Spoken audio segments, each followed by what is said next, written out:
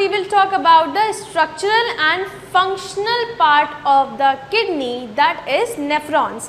As you already know, kidney is made up of millions of nephrons. Each kidney has approximately 1 million nephrons in it. ठीक है, तो आपके body में अगर 2 kidney है, that means you have around 2 million nephrons. ठीक है, अब इन नेफ्रॉन्स का बेसिकली मेन फंक्शन होता है किडनी में ब्लड को फिल्टर करने का, यूरिया को रिमूव करने का एंड यूरिन को फॉर्म करने का. तो जो भी फंक्शन हम किडनी का पढ़ते हैं बेसिकली वो कौन परफॉर्म कर रहा है, नेफ्रॉन्स कर रहा है. तो यहाँ पर सबसे पहले हम इनके स्ट्रक्चर को डिस्कस करेंगे एंड देन फाइनली हम कैसे यूरिन का फॉर्मेशन होता है नेफ्रॉन्स में उस पर डिस्कशन करेंगे. तो देखिए, जो आपका नेफ्रॉन्स होते हैं ये बेसिकली 2 पार्ट्स में डिवाइडेड हैं. एक पार्ट होता है जिसको हम बोलते हैं कप लाइक स्ट्रक्चर होता है, जिसमें बहुत सारी कैपिलरीज प्रेजेंट होती हैं and in fact it is connected with the 2 main vessels, यानी कि renal artery and renal vein भी उससे ही कनेक्टेड होती हैं. ठीक है, ये आपका मेन एरिया है जहाँ पर सारा ब्लड रिसीव भी होता है एंड प्लस ब्लड फिल्टर होके जाता भी है. एंड दूसरा पार्ट वो है जहाँ पर यूरिन बनता है. ठीक है, तो 2 पार्ट होते हैं. एक पार्ट जहाँ पे पूरा ब्लड को फिल्टर करने का काम चलता है एंड दूसरा पार्ट जहाँ पे यूरिन का फॉर्मेशन होता है. ठीक है, so that part which basically receives the blood, filter it's out and then send the clean blood is basically called as Bowman's capsule. ठीक है, तो बाउमन्स कैप्सूल जो है ये आपका कप लाइक स्ट्रक्चर होता है जो कि नेफ्रॉन्स में बेसिकली यहीं पर आपका सारा ब्लड का फिल्टरेशन होता है. एंड नेक्स्ट आपको बहुत सारे ट्यूबुलर पार्ट दिखाई दे रहे होंगे. इस ट्यूबुलर पार्ट का बेसिकली रोल होता है यूरिन को फॉर्म करने में. ठीक है, यहाँ पर किसी भी तरह का ब्लड एंटर नहीं करता है, यहाँ पे आपका सिर्फ यूरिन फॉर्म होता है, यानी कि इस एरिया में पानी, सॉल्ट एंड यूरिया होता है. ठीक है, इस पूरी एरिया में ब्लड नहीं होता है. नेक्स्ट हमारा जो लास्ट है आपका collecting duct. Collecting duct finally आपका जो यूरिन इस एरिया में बनता है उसको वो रिसीव करता है एंड देन उसको पोर कर देता है आपके यूरेटर्स में एंड यूरेटर्स फिर फाइनली उसको ब्लैडर में पहुंचा देते हैं एंड ब्लैडर से फिर वो यूरेथ्रा के थ्रू आउटसाइड एनवायरनमेंट पे चला जाता है. ठीक है, तो ये आपका ओवरऑल इन जनरल कॉन्सेप्ट है. अब अगर हम डिटेल्स में बात करें तो देखिए, बाउमन्स कैप्सूल में होती हैं आपकी ग्लोमेरुलस. ठीक है, इसमें ग्लोमेरुलस रीजन प्रेजेंट होता है जहाँ पर बहुत ज़्यादा अमाउंट में कैपिलरीज प्रेजेंट होती हैं, ब्लड कैपिलरीज. ठीक है, देखिए इसको आप एक एग्जांपल से भी समझ सकते हो. आप सभी लोग अपने घर में चाय बनाते होंगे, तो चाय को जब आप अपनी कप में पोर करते हो तो एक आप छन्नी लेते हो ना, तो सेम वे में ग्लोमेरुलस भी होता है. ठीक है, ये आपका कप लाइक स्ट्रक्चर है. ठीक है, उसमें आपका वो ब्लड आ रहा है. ब्लड को सबसे पहले एक छन्नी से होकर गुजरना पड़ता है, उसी छन्नी को कहा जा रहा है यहाँ पर ग्लोमेरुलस. ठीक है, वो बिल्कुल एक छन्नी की तरह जिसमें से आपका जितना भी यूरिया होता है, जितना भी एक्सेस वाटर होता है एंड कुछ यूजफुल सब्सटेंसेस जैसे कि ग्लूकोज वगैरह या अमीनो एसिड, क्योंकि वो भी बहुत छोटे छोटे से होते हैं, बहुत स्मॉल पार्टिकल्स है, फैट तो नहीं जा पाता है इससे, लेकिन ग्लूकोज एंड प्रोटीन के कुछ पार्टिकल्स भी उसमें आपके फिल्टर होकर चले जाते हैं, इस एंटर रीजन में आ जाते हैं आपके पाइप वाले एरिया में. एंड बाकी जो ब्लड होता है, ठीक है, जो प्योर ब्लड होता है जो कि साफ़ हो जाता है, वो फिर वापस से इस एरिया से एंटर करके देखो रीनल वेन में चला जाता है. ठीक है, तो ग्लोमेरुलस जो आपके बाउमन्स कैप्सूल में प्रेजेंट है उसका मेन फंक्शन होता है छन्नी की तरह एक्ट करना, जहाँ पर जो आपका ब्लड है वो एकदम क्लीन होकर निकल जाता है बाउमन्स कैप्सूल से एंटर करके रीनल वेन में. एंड जो वेस्ट सब्सटेंसेस होते हैं along with the excess water enter कर जाते हैं ट्यूबुलर पार्ट में नेफ्रॉन्स के. ठीक है, एंड जैसे ही ये आपका waste substances along with the water enter करते हैं इस ट्यूबुलर रीजन में, फिर यहाँ पर ये कंसंट्रेट होने लगते हैं. ठीक है, इसमें अगर जो भी बाय मिस्टेक जो इम्पॉर्टेंट चीज़ें चली गई थी एंड अगर आपका कुछ इम्पॉर्टेंट सॉल्ट्स चले गए थे, ठीक है, वेस्ट सब्सटेंस के साथ अगर कोई इम्पॉर्टेंट चीज़ चली गई है तो वो फिर से यहाँ पर रीअब्जॉर्ब हो जाती हैं एंड देन यहाँ पर कंसंट्रेटेड यूरिन आपका बनना स्टार्ट हो जाता है. एंड देन फाइनली आपके लास्ट एंड पर ये यूरिन जिसमें सिर्फ वेस्ट सब्सटेंसेस है, किसी भी तरह का यूजफुल सब्सटेंस नहीं रहता है and water insignificant salts and waste urea, ये फाइनली आपका कलेक्टिंग डक्ट में चला जाता है एंड ये कलेक्टिंग डक्ट फाइनली आपका यूरेटर में आपका यूरिन को भेज देती हैं। ठीक है, अच्छा ये जो आपका ट्यूबुलर पार्ट है नेफ्रॉन का, इसके फर्दर 3 डिविजन्स हैं। नंबर 1 PCT, ये जो आपको ये रीजन दिखाई दे रहा है इसको बोलते हैं PCT, proximal convoluted tubules. Next region है आपका ये यू शेप आपको जो दिखाई दे रहा है इसको कहते हैं loop of Henle's and last आपको जो दिखाई दे रहा है that is called as DCT यानी कि डिस्टल कॉन्वोल्यूटेड ट्यूब्यूल। ठीक है, यहाँ पर अलग अलग तरीके से आपका वाटर एंड सॉल्ट का एब्जॉर्प्शन होता है। ठीक है, जैसे कि ज़्यादा अगर वाटर आपका इसमें चला गया है तो उससे वाटर को एब्जॉर्ब कर लिया जाएगा। अगर अच्छे सॉल्ट के साथ कुछ ज़्यादा ही सॉल्ट इसमें चले गए हैं कि बॉडी में सॉल्ट की कमी पड़ रही है तो सॉल्ट को भी वापस से एब्जॉर्ब करना। ठीक है, तो एक्सेस में जो ज़्यादा चला गया है उसको वापस से यहाँ पर रीअब्जॉर्ब कर लेते हैं। रीअब्जॉर्प्शन के लिए इस पूरे ट्यूबुलर रीजन में एक आपकी कैपिलरीज है जो कि इसको कवर किए होती है। देखो ये आपको दिखाई दे रहा है, ये पतला पतला, ये देखो पूरे ट्यूबुलर रीजन पे ये प्रेजेंट है। तो जो भी इसमें वेस्ट सब्सटेंस के साथ यूजफुल सब्सटेंसेस होते हैं वो इन कैपिलरीज में एब्जॉर्ब हो जाते हैं। ठीक है, एंड सिर्फ वेस्ट सब्सटेंस ही जो होता है वो फाइनली इस एंड तक पहुंच पाता है। किसी भी तरह का important glucose, amino acid, vitamin या मिनरल या आपके सॉल्ट्स, इम्पॉर्टेंट सॉल्ट्स एंड आपका ज़्यादा पानी अगर इसमें चला जाता है बाय मिस्टेक फिल्टर के थ्रू तो वो वापस से इन कैपिलरीज में एब्जॉर्ब हो जाता है एंड सिर्फ कंसनट्रेटेड यूरिन जिसमें बहुत कम पानी रहता है, ज़्यादा पानी नहीं रहता है, ठीक है, लिमिटेड अमाउंट में वाटर रहेगा एंड सारे खराब सॉल्ट्स होंगे जिसकी बॉडी को रिक्वायरमेंट नहीं होगी एंड यूरिया, बस वही आपका यूरिन के फॉर्म में चला जाता है कलेक्टिंग डक्ट को।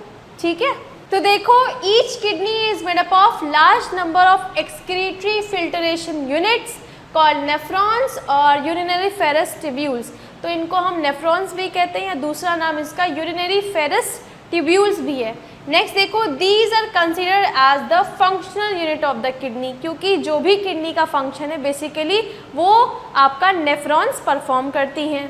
नेक्स्ट देखिए it consist of long coil tubule. It कौन, नेफ्रॉन्स की बात हो रही है। Nephron consist of long coil tubule whose one end is connected to a double wall cup shaped structure of Bowman's capsule। तो आपने डायग्राम में देखा ही था, ये आपका कप लाइक स्ट्रक्चर होता है एंड देन आपके कई सारे ट्यूबुलर पार्ट होते हैं। ठीक है, and its other end to a urine collecting duct. तो इसका एक पार्ट, जैसे ये आपका ट्यूबुलर पार्ट है नेफ्रॉन का, इसका एक हिस्सा जो है वो आपका कप शेप स्ट्रक्चर से जुड़ा हुआ है एंड दूसरा पार्ट आपका कलेक्टिंग डक्ट से जुड़ा हुआ है। तो यहीं पर ये चीज़ लिखी हुई है कि इसका जो एक साइड है वो आपका बाउमन्स कैप्सूल से जुड़ा हुआ है एंड दूसरा साइड यूरिन कलेक्टिंग डक्ट से किडनी के अंदर। ठीक है, नेक्स्ट देखो the Bowman's capsule contains a bundle of blood capillaries and ये बंडल ऑफ ब्लड कैपिलरीज को कहा जाता है ग्लोमेरुलस, जो कि बेसिकली किडनी की छन्नी की तरह है जिसमें सारा ब्लड आपका छन जाता है, सिर्फ प्योर ब्लड आपका वापस से बाहर निकल के रीनल वेन में चला जाता है एंड जो आपका उसमें वेस्ट सब्सटेंसेस होते हैं along with the excess water वो आपका फाइनली इस ट्यूबुलर रीजन में एंटर कर जाता है। ठीक है, नेक्स्ट देखो the function of the glomerulus is to filter the blood passing through it. देखिए कैसे होता है, ये आपका कप शेप स्ट्रक्चर है, ठीक है ना, एंड ये आपकी कैपिलरीज है, बंडल ऑफ कैपिलरी जिसको हम कहते हैं ग्लोमेरुलस। यही है आपका ग्लोमेरुलस। ठीक है, जब इसमें ब्लड एंटर करता है, ठीक है, तो बहुत प्रेशर होता है, वेरी हाई प्रेशर। ठीक है, तो जिसकी वजह से जितना भी इस ब्लड, जैसे ही आप देखो यहाँ से ब्लड आया, ठीक है, इससे गया, तो जितना भी उसमें वाटर होता है वो यूरिया, ग्लूकोज, कुछ अमाउंट में ग्लूकोज, कुछ प्रोटीन्स, ठीक है, एंड सॉल्ट्स, ये आपके इससे छनकर बाहर आ जाते हैं। ठीक है, इस पाइप से, एंड जो प्योर ब्लड होता है वो इस एरिया से, ठीक है, प्योर ब्लड इस एरिया से आपका निकल कर चला जाता है बाउमन्स कैप्सूल में एंड बाउमन्स कैप्सूल कनेक्टेड होती है आपकी रीनल वेन से। ठीक है, तो ये रीनल वेन जो है वो प्योर ब्लड को कैरी करती हैं, जिसमें कोई भी तरह किसी भी तरह का आपका यूरिया नहीं प्रेजेंट होगा, ठीक है। तो आपका इस तरीके से ब्लड को फिल्टर करने का काम होता है ग्लोमेरुलस का। तो देखिए, the function of the glomerulus is to filter the blood passing through it, and जो ब्लड यहाँ पर पास होता है बहुत ही प्रेशर से पास होता है, तभी तो इसमें से water, urea, glucose, protein, salts वगैरह छन जाते हैं, क्योंकि बहुत प्रेशर से इस पे वाटर आपका ब्लड आपका एंटर करता है, ठीक है। एंड जो बाकी फिल्टर्ड ब्लड होता है वो इसकी साइड से बाउमन्स कैप्सूल में कनेक्ट होकर फाइनली रीनल वेन्स में चला जाता है, ठीक है। नेक्स्ट देखो, the function of the tubular part of the nephron.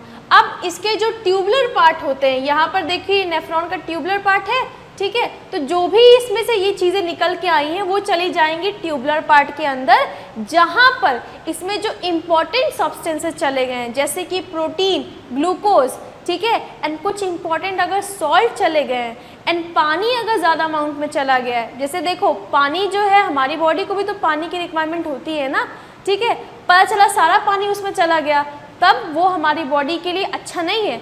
तो इसीलिए अगर ज़्यादा पानी चला गया है तो उसको भी वापस से रीअब्जॉर्ब करने का काम जो होता है वो ट्यूबुलर पार्ट में होता है, ठीक है। तो इसीलिए ट्यूबुलर पार्ट जो होता है नेफ्रॉन का वो पूरी कैपिलरी से कवर्ड होता है, ताकि उस ट्यूबुलर पार्ट से जो भी आपके इम्पॉर्टेंट ग्लूकोज हैं, प्रोटीन्स हैं, एक्स्ट्रा वाटर है एंड आपके इम्पॉर्टेंट सॉल्ट्स हैं वो वापस से कैपिलरीज में रीअब्जॉर्ब हो जाएं, एंड ये कैपिलरीज आपकी कनेक्टेड होती हैं रीनल वेन से। तो फाइनली ये सारा का सारा चीज़ वापस से रीनल वेन को मिल जाता है, ठीक है। The function of the tubular part of the nephron is to allow selective reabsorption of the useful substances into the blood capillaries। देखो लिखा है ना, तो ये जो ट्यूबुलर पार्ट होते हैं वो ब्लड कैपिलरी से पूरी तरह से कनेक्टेड होते हैं, जिसकी वजह से जो भी इस ट्यूबुलर पार्ट में इम्पॉर्टेंट सब्सटेंसेस होते हैं वो वापस से रीअब्जॉर्ब हो जाते हैं, एंड देन फाइनली ये ब्लड कैपिलरीज इन सब चीज़ों को पोर कर देती है रीनल वेन में, ठीक है। So now next topic is formation of urine. तो देखो यहाँ पर हम डिस्कस करेंगे किस तरह से यूरिन का बॉडी में फॉर्मेशन होता है, बॉडी में नहीं बेसिकली नेफ्रॉन्स में कैसे होता है, ठीक है। तो मैंने आपको ऑलरेडी नेफ्रॉन्स में बताया ही था कि जो आपका बाउमन्स कैप्सूल होती हैं उसमें आपकी कैपिलरीज प्रेजेंट होती हैं, उसको हम कहते हैं ग्लोमेरुलस। उस ग्लोमेरुलस में रीनल आर्टरी ब्लड को बहुत ही प्रेशर से डालती हैं या कहिए भेजती हैं, जिसकी वजह से ब्लड में जितना भी एक्सेस वाटर होता है, यूरिया होता है एंड कुछ इम्पॉर्टेंट सब्सटेंसेस जैसे कि आपका glucose, amino acid, salts and water, ये सब आपका उस ट्यूबुलर पार्ट में चला जाता है, एंड जो फिल्टर्ड ब्लड होता है वो फाइनली आपके बाउमन्स कैप्सूल से कनेक्ट होकर रीनल वेन्स में चला जाता है, ठीक है।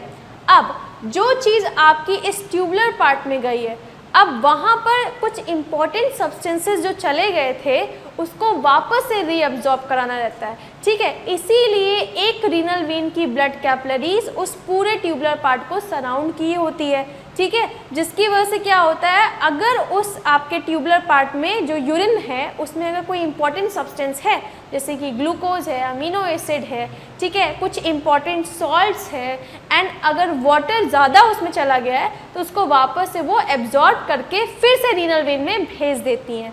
तो अब जो लास्ट पार्ट होता है आपका यानी कि distal convoluted tubule of nephron, it has only waste substances along with the water, जिसको हम कहते हैं यूरिन, एंड इसका कलर भी चेंज हो जाता है, इसका येलोइश कलर बन जाता है, ठीक है।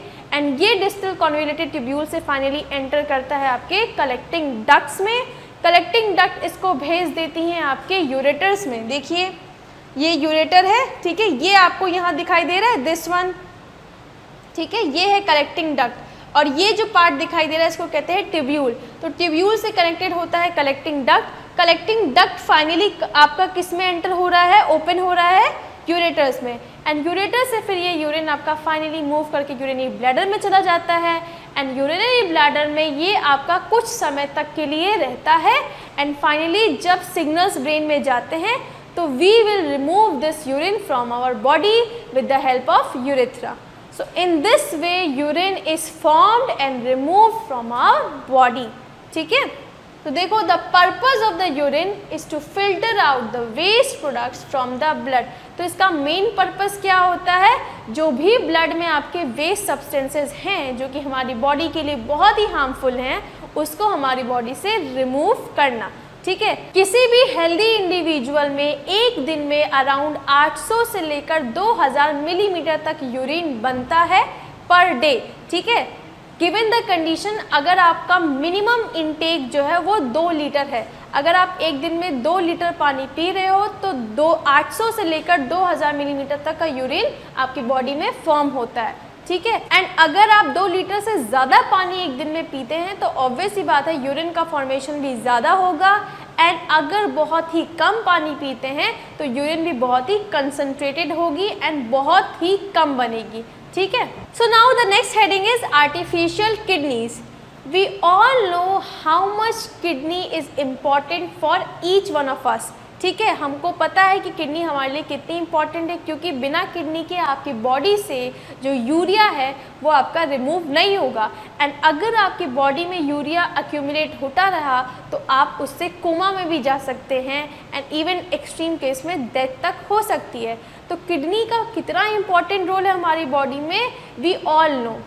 बट अगर किसी भी रीज़न से हमारी बॉडी में ये जो किडनी जो 24 आवर्स वर्क कर रही हैं, अगर ये ख़राब हो जाती है तो what we have as a backup, यानी कि किडनी अगर बाई चांस ख़राब हो तो उसके लिए हमारे पास बैकअप में क्या है, उसी को हम पढ़ेंगे आर्टिफिशियल किडनी में। ठीक है, because of the bad lifestyle, जैसे कि बहुत ज़्यादा अल्कोहल कंज्यूम कर रहे हैं। ठीक है, एंड अगर आप डायबिटिक पेशेंट है बहुत ही लंबे समय के लिए, या फिर बहुत ज़्यादा ब्लड प्रेशर या आपका बीपी का प्रॉब्लम है, तो उसकी वजह से आपकी किडनी पर बहुत ही ज़्यादा डैमेज पहुंचता है, जिसकी वजह से किडनी आपका ठीक से फंक्शन नहीं कर पाती हैं। ठीक है, तो यूरिन भले ही वो बना रही है बट उतने इफ़ेक्टिव वे में वो नहीं बना रही हैं। ठीक है, जैसे होता है ना, काम तो कर रहे हैं पर अपना 100% नहीं दे के कर रहे हैं, एंड किसी इंजरीज़ या एक्सीडेंट में ऐसा भी हो सकता है कि पूरी तरह से वो किडनी आपका डैमेज हो गई है एंड अब उसका कोई यूज़ नहीं रह गया है, तो उस केस में आपको पूरा किडनी ही हटाना पड़ जाएगा एंड नया किडनी लेना पड़ेगा, है ना। तो artificial kidney is the basically backup plan of each and every human being जिसकी किडनी खराब हो गई है या आपकी ठीक से फंक्शन नहीं कर रही है। तो देखिए, it is a device to remove the nitrogenous waste product from the blood through dialysis. तो देखो, किडनी का काम क्या था, यूरिया को रिमूव करना, है ना। तो सिमिलरली जो आर्टिफिशियल किडनी होती है वो भी हमारी बॉडी से इस यूरिया को, एक्सेस वाटर को एंड इनसिग्निफिकेंट सॉल्ट्स को रिमूव करता है। ठीक है, by the help of dialysis. And in case of kidney failure, अगर आपकी किडनी फेल हो गई है यानी कि अब वो ज़रा सा भी फंक्शन नहीं कर रही है, तो उस केस में आपको पूरा नया किडनी लगाना पड़ता है, which is called as kidney transplant. ठीक है, किडनी ट्रांसप्लांट जो है वो आपका बहुत ही कॉस्टली पड़ता है अगर हम डायलिसिस के कंपेयर करें तो। डायलिसिस में इतना खर्चा नहीं आता है, but kidney transplant it is very costly, क्योंकि उसमें सबसे पहले तो डोनर ढूंढना पड़ेगा जिसका किडनी आप एक्सेप्ट करोगे, प्लस वो किडनी का सर्जरी करके आपकी बॉडी में इंसर्ट कराया जाता है। उसके बाद भी वो आपकी बॉडी उस किडनी को एक्सेप्ट करेगी कि नहीं करेगी वो भी अलग बात है ना। तो इसीलिए इस प्रोसेस में बहुत सारे कॉम्प्लिकेशंस होते हैं, that is why it is much more आपका कॉस्टली। ठीक है, जबकि डायलिसिस आपका बहुत ही ईजी वे है, लेकिन ये आपका टेम्प्ररी सोल्यूशन है। डायलिसिस आपका परमानेंट सोल्यूशन नहीं होता है। परमानेंट सोल्यूशन अगर आपकी बॉडी में किडनी ठीक से फंक्शन नहीं है तो किडनी ट्रांसप्लांट ही होता है, विच इज़ वेरी कॉस्टली। तो देखो, dialysis it is the procedure used in artificial kidney to replace a non functional और डैमेज किडनी।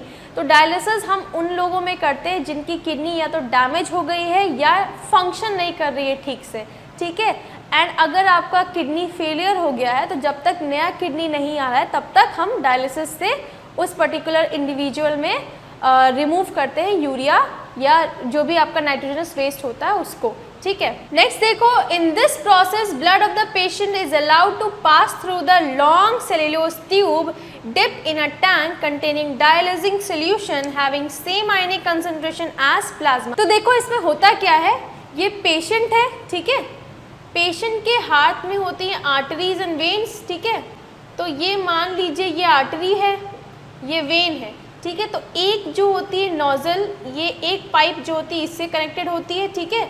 ये एंटर होती है एक बहुत ही बड़े ट्यूब में, इसको टैंक कहते हैं, ठीक है। यहाँ पर ये इस तरह से, ठीक है, ट्यूब्यूलर फॉर्म में जाती है लाइक दिस, ठीक है। एंड फिर ये फाइनली यहाँ पर कनेक्ट होती है वेन से, ये इस तरह से देखिए, ठीक है। तो ये पेशेंट का हार्ट है, ये इसमें आर्टरीज, ये वेन्स। तो एक जो यहाँ पर ट्यूब है वो आपकी आर्टरी से ब्लड को लेकर जा रही है इस पूरे ट्यूब में, ठीक है। एंड इसके अंदर एक सोल्यूशन भरा हुआ होता है, उस सोल्यूशन का नाम है आपका डायलिसिंग सोल्यूशन। ये सोल्यूशन बिल्कुल ब्लड के सोल्यूशन की तरह होता है एंड जिसकी वजह से जो ब्लड इसमें आ रहा है, ठीक है, उसमें जितना भी यूरिया होगा, ठीक है, वाटर होगा एंड सॉल्ट्स होंगे, वो सारे इसमें डिफ्यूज़ हो जाएंगे, ठीक है।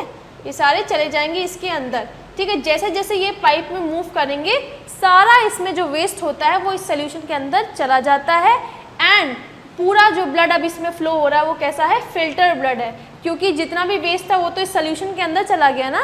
तो अब ये जो फिल्टर ब्लड है वो दूसरी पाइप, देखो यहाँ पे ये एक और पाइप है, इससे कनेक्ट होकर ये प्योर या कहिए क्लीन ब्लड वापस से वेन्स में आ रहा है, ठीक है। तो पेशेंट की वेन्स में अब ये क्लीन ब्लड चला जाएगा, जो कि फिर यहाँ से फिर वापस हार्ट में जाएगा, जहाँ से CO2 भी उससे रिमूव हो जाएगा, ठीक है।